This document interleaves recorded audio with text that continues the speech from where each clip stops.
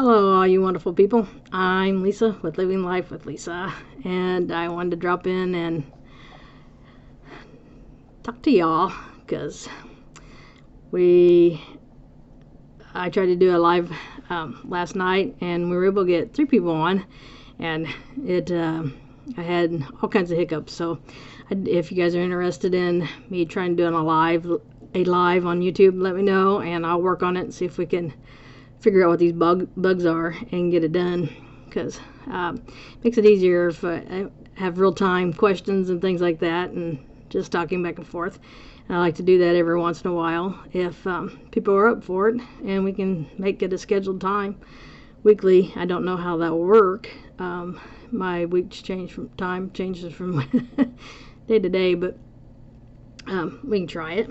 And I have been tighter than a top, as most of you know. Those of you that are new to the channel, we talk about trying to live life to the fullest with chronic illness, and I personally have chronic kidney disease, early onset dementia, and MTHFR 2 copies, spinal disease, and some, I don't know, there's more, but I can't think right now. But those are the big deals. Kidney and the dementia are major, and the MTHFR is really major, and a lot of you suffer from it and don't even know it. But I have been living with it long enough and been aware of it long enough that it's just become a natural part of my life and my diet and everything like that. So it's just a maintaining thing. The kidneys new, and the dementia's, just gonna steady right now, it looks like, and so that's good. And so as you know, things have been crazy for the last few months around here, and for the last probably week or so I have been wound tighter than a clock, and I knew I had to do something, because it was getting worse. When I did the last video about people not coming around, I had people calling and things, and one of my cousins, who's very good at telling the truth, called and says, "You sound very irritated," and I said I am. And so we didn't talk long, and she was very kind about the whole thing, and I said, "That's the problem, I can't get out of my skin." And so today was the first day in a long time that I could sleep as late as I wanted to. So I made it clear when I went to bed last night that I was not going to get up until I was ready to get up. And I'm glad I did that, because I know enough about myself and over my history of life, of living in this body for 55 years, that the way that I deal with things that I need to deal with a lot of time is in my dream world. And I had some of the worst dreams last night and today and this morning. I woke up about 12:30, but I refused to get out of bed until almost 1:30 because I needed to get my attitude straightened out. And so the dreams were very telling, in that I understood them. They were the ones that were bothering me were in black and white, and I never dream in black and white. I was visiting somebody and was in a mall or something like that. I didn't know how to get out. I didn't know where I was at. Didn't know anybody there. I didn't know what I was supposed to do, how I was supposed to get there. Then I was living in a house with all these, they were staying in the house with all these people, and they were being all mean and hateful to me. And then I went somewhere and was with a friend's daughter, and I lost her and I couldn't find her. And so we went back to my friend's house, and this isn't even somebody I really know. I just knew she was a friend in a dream.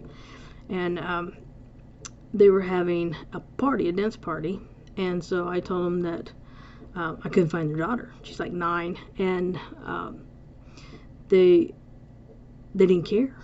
They wanted to start the party, and everybody started dancing, and I stopped it, and I said, we've got to find this little girl. And the mama said, no, we're going to have this party. We'll look later. And so there were some friends there that I had gone to college with, and they were staying someplace else, and so they said, come on with us, let's go. And so I went, and I said, I think she's gonna kill me. And they said, I think so too. And because she's behind the disappearance, and you just pointed it out. And so I woke up sweating and just a mess, and as I dissected I think the real message in all that was that I felt very alone. I felt very unsafe. I felt out of control. I felt like I was in over my head, and that I needed help, and I didn't know how to find it. And that's probably the way I'm truly feeling.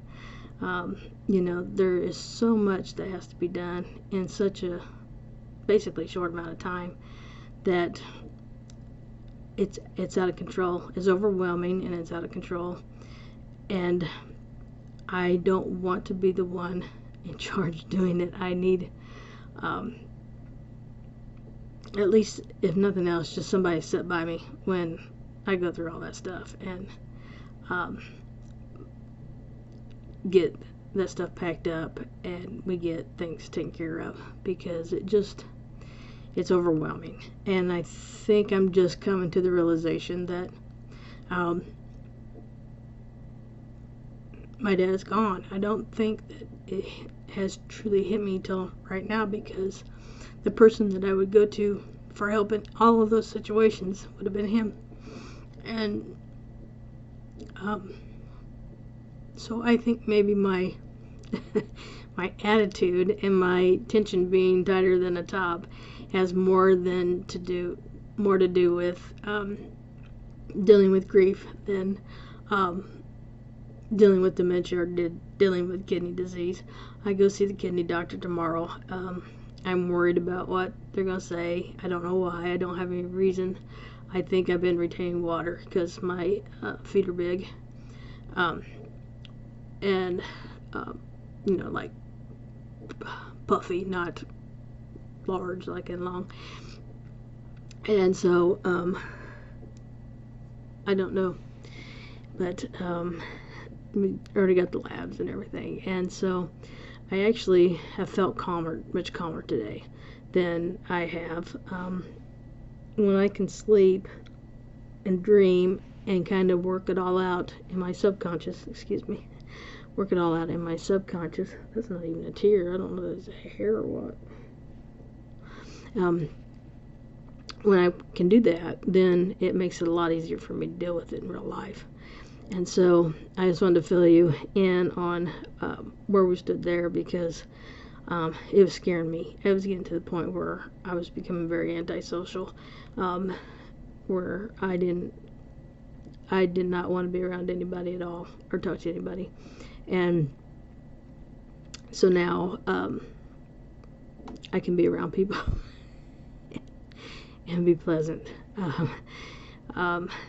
So that's better. And the wet wipes, or the wipe things right there, I just went and bought another box. I'm not going to wait to find it, because I needed to clean stuff. And so with that, remember, live life to the fullest, live life with no regrets. We'll see you next time. Bye-bye.